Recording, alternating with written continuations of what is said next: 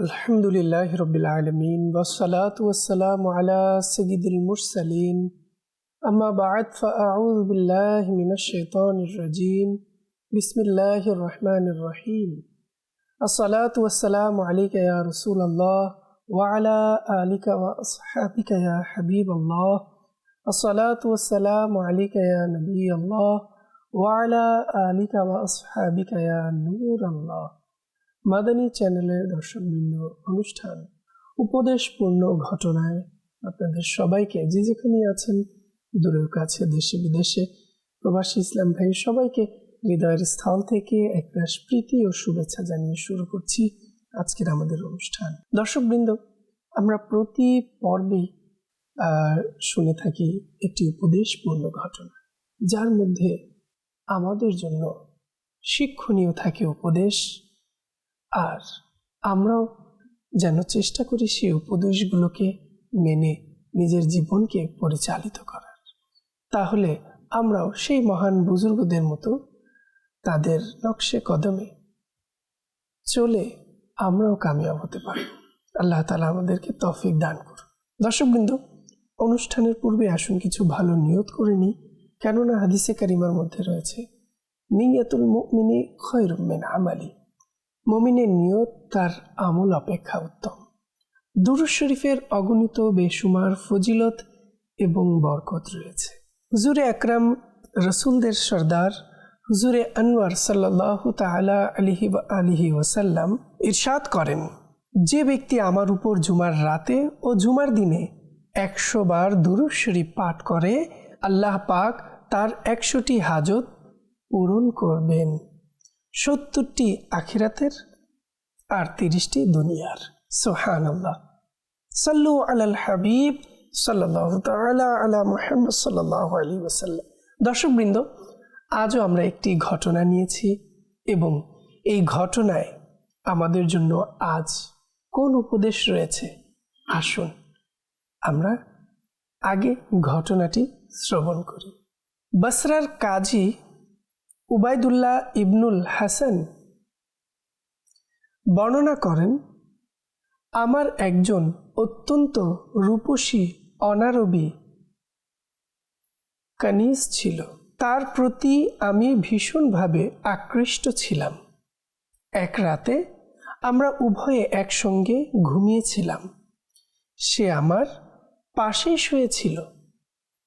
রাতে হঠাৎ আমার ঘুম ভেঙে গেল, আমি তাকে আমার পাশে পেলাম না। তখন তার ব্যাপারে আমার বিরূপ ধারণা জন্মালো। আমি তাকে খুঁজতে লাগলাম। খুঁজতে গিয়ে এক স্থানে গিয়ে দেখলাম সে সিজদায় পড়ে আছে এবং কেঁদে কেঁদে আল্লাহর কাছে নিবেদন করছে, হে আল্লাহ, আমার প্রতি আপনার যে মহাব্বত রয়েছে, সেই মহাব্বতের ওসিলায় আমাকে ক্ষমা করে দিন। তার এ দোয়া শুনে আমি তাকে বললাম, হে আল্লাহর বান্দি, এভাবে বলো না, বরং এভাবে বলো, হে আল্লাহ, আপনার প্রতি আমার যে মহাব্বত রয়েছে, সেই মহাব্বতের ওসিলায় আমাকে ক্ষমা করে দিন। আমার কথা শুনে সেই দাসী বলল, হে অলস, শুনে রাখুন, আমার প্রতি আল্লাহর মহাব্বত আছে বলেই তিনি আমাকে শিরকের অন্ধকার থেকে মুক্ত করে ঈমানের আলোর দিশা দিয়েছেন এবং আমাকে তার ইবাদতের জন্য ঘুম থেকে জাগিয়ে দিয়েছেন আর আপনাকে ঘুম পাড়িয়ে রেখেছেন। সেই দাসীর কথায় আমি ভীষণ মুগ্ধ হয়ে বললাম, যাও, আল্লাহর সন্তুষ্টির আশায় আমি তোমাকে আজাদ মুক্ত করে দিলাম, এখন তুমি যেখানে ইচ্ছে চলে যেতে পারো। সে তখন বলল, হে আমার মনিব, আমাকে মুক্ত করে আপনি আমার উপকার নয় বরং ক্ষতি করলেন। এতদিন আপনার সেবা করে আমি আল্লাহ এবং আপনার উভয়ের সন্তুষ্টি অর্জনের সওয়াব লাভ করতাম। আর এখন আমাকে মুক্ত করে আপনার সন্তুষ্টি অর্জনের সুযোগ নষ্ট করে আপনি আমার একটি সওয়াব কমিয়ে দিলেন। আল্লাহ আল্লাহ আল্লাহ। মাদানী চ্যানেলের দর্শকবৃন্দ, আজ আমরা এই যে ঘটনাটি শুনলাম, এক বুজুর্গ ছিলেন এবং তার এক দাসী ছিল। সেই দাসী কিভাবে মহান আল্লাহ তাআলার ইবাদতে আগ্রহী ছিল, এমনকি তার মালিককে সন্তুষ্ট করে সে এভাবেও সওয়াব অর্জন করত। এবং দেখুন, এখানে একটি বিষয় লক্ষণীয় যে কিভাবে পূর্বেকার অনেক মহিষী নারীরা ছিলেন যারা নেকির প্রতি এত প্রবল আগ্রহী ছিলেন এবং কিভাবে নেকি অর্জন করা যায় সেই পথকে খুঁজে বেড়াতেন। আসলে তাদের এই সকল জীবনযাপনের ঘটনা শুনলে আমরাও মুগ্ধ হয়ে যাই। আল্লাহ তাআলার রহমত তাদের উপর বর্ষিত হোক এবং তাদের সদকায় আমাদের ক্ষমা হোক। দর্শকবৃন্দ, আসলে আজ যদি আমরা আমাদের দিকে তাকাই, আমরা আমাদের দিকে দৃষ্টিপাত করি, তাহলে আমরা দেখতে পাই যে আসলে আমরা অলসতার বিছানায় কিভাবে নিমজ্জিত আছি এবং এই ইবাদতের প্রতি, আল্লাহর সন্তুষ্টির প্রতি, আল্লাহর জিকিরের প্রতি, নফল ইবাদতের প্রতি, এমনকি ফরজ ওয়াজিব ইবাদতের প্রতিও আজ যদি আমরা আমাদেরকে দেখি, তাহলে অলসতায় আমরা আমাদেরকে খুঁজে পাই। ইবাদতের প্রতি আমাদের আগ্রহ কমে গেছে। পূর্বেরকার বুজুর্গানে দিন রাহিমাহুমুল্লাহুল মুবিন, আল্লাহ ওয়ালারা যারা ছিলেন, তারা নেকির প্রতি, ইবাদতের প্রতি, আল্লাহর জিকির স্মরণের প্রতি কেমন উৎসাহী ছিলেন, আগ্রহী ছিলেন, আমাদের সেদিকেও দৃষ্টিপাত করা দরকার, যাতে করে তাদের এই ঘটনা থেকে আমরাও কিছু উৎসাহ গ্রহণ করতে পারি।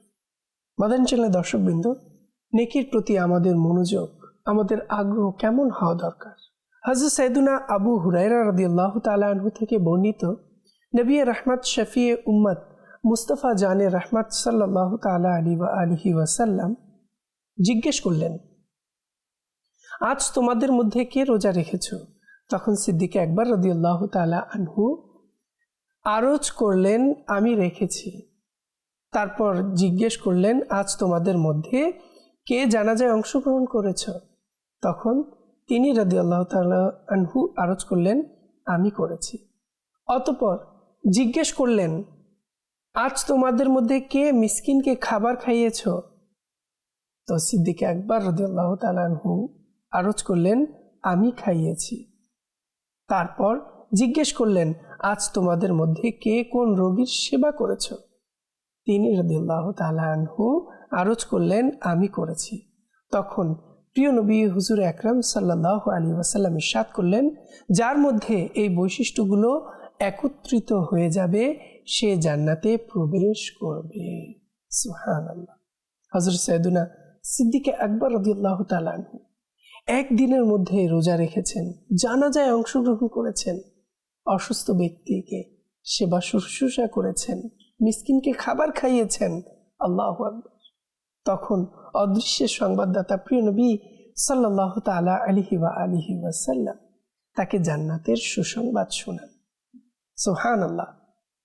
প্রিয় ইসলামী ভাইরা, দেখুন সিদ্দিক আকবর রাদিয়াল্লাহু তাআলা আনহু নেকির প্রতি কেমন আগ্রহী ছিলেন। সুবহানাল্লাহ। প্রতিদিন কতগুলো নেকি অর্জন করেছেন এবং সেই নেকি করার চিন্তা চেতনা নিয়ে রাখতেন এবং খুঁজতেন, সুযোগ খুঁজতেন কোথায় কোন নেকি অর্জন করা যায়।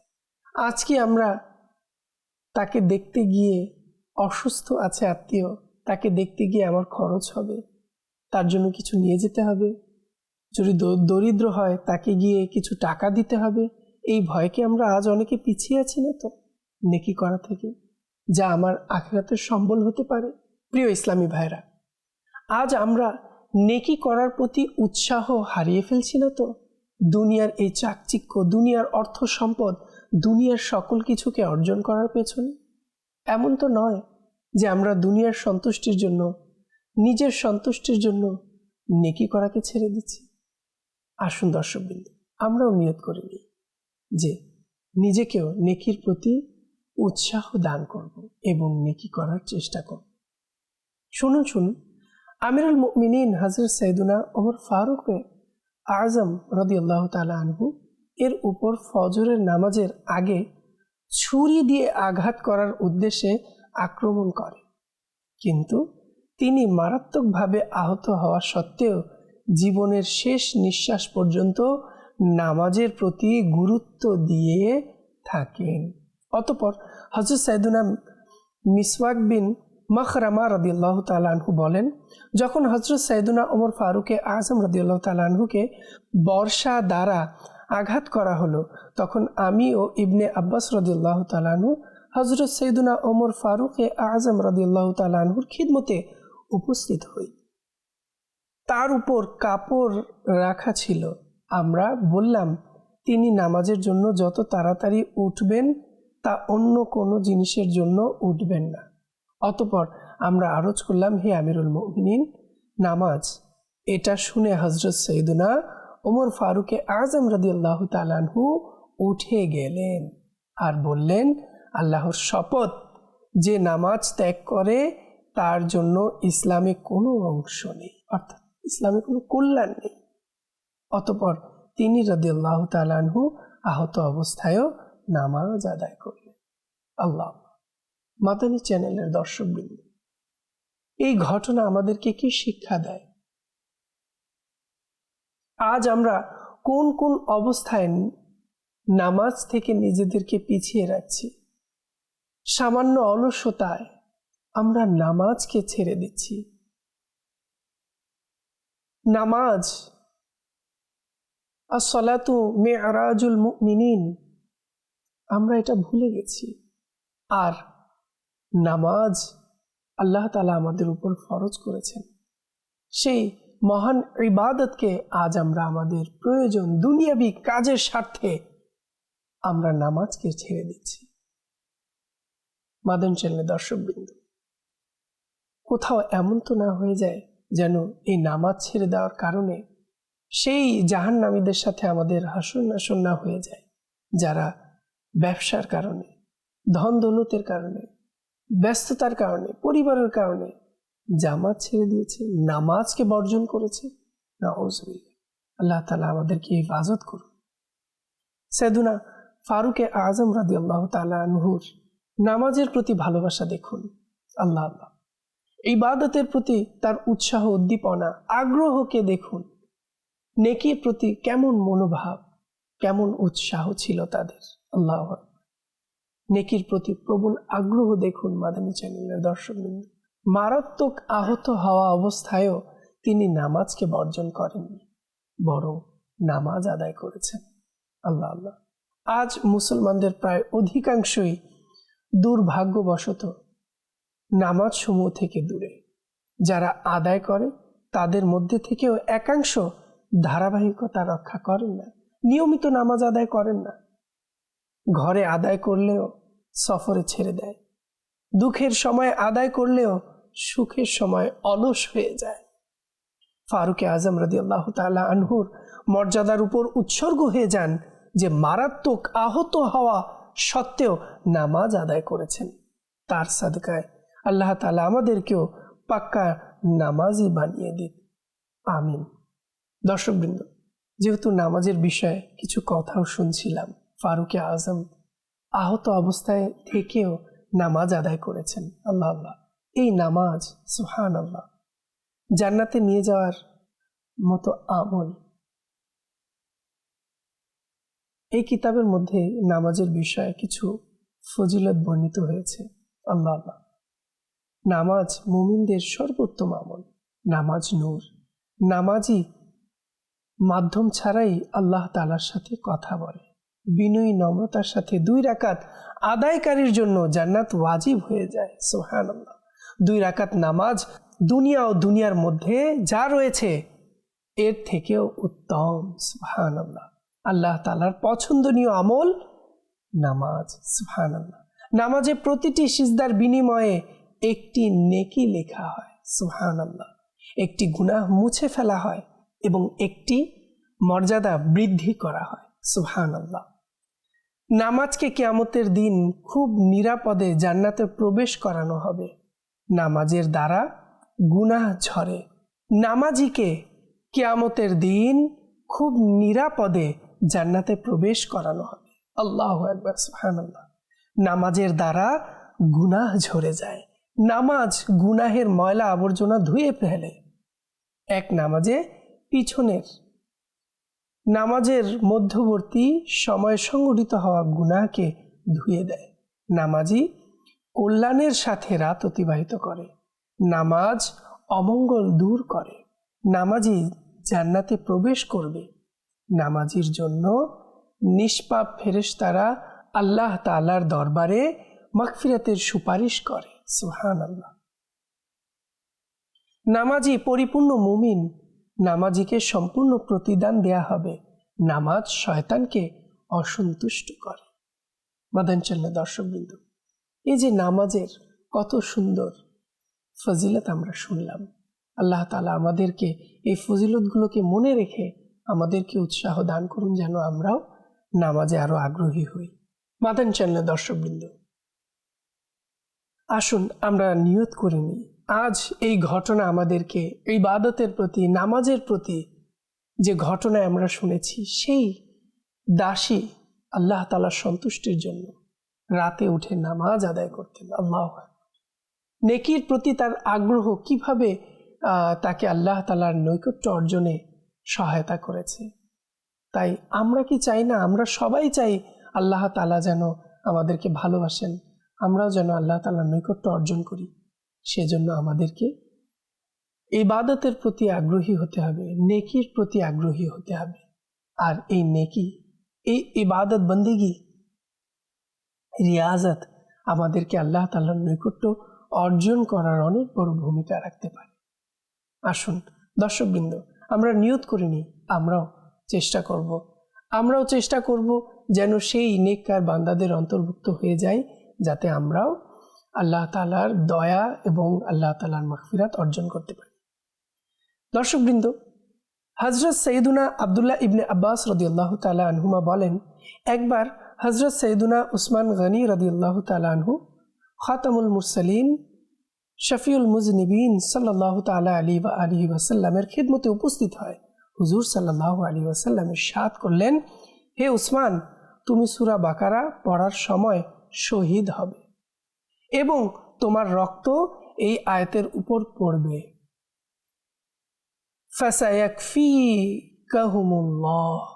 তার খিলাফতের শেষ সময়ে যখন হযরত সৈয়দুনা উসমানে গনি রাদিয়াল্লাহু তাআলা আনহু পরীক্ষায় পড়লেন, তখনও নফল রোজা রাখতেন এবং কোরআন তিলাওয়াত করতেন। এমনকি যখন তিনি রাদিয়াল্লাহু তাআলা আনহু এর শাহাদাত হয়ে গেল, তখনও কোরআন তিলাওয়াত করা অবস্থায় ছিল। সুবহানাল্লাহ।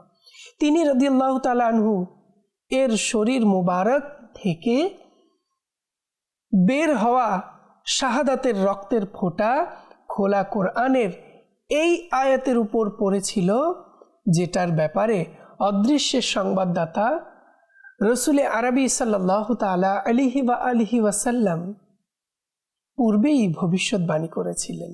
সুবহানাল্লাহ। অতঃপর মুহাদ্দিসগণ ও ঐতিহাসিকগণ বলেন, যখন মিশরের লোক হত্যার পরিকল্পনায় হযরত সৈয়দুনা উসমান রাদিয়াল্লাহু তাআলা আনহু এর ঘরে ঢুকলো, তখন তিনি এই ভয়ানক অবস্থায়ও কোরআন শরীফ খুলে এই রুকু পড়ছেন।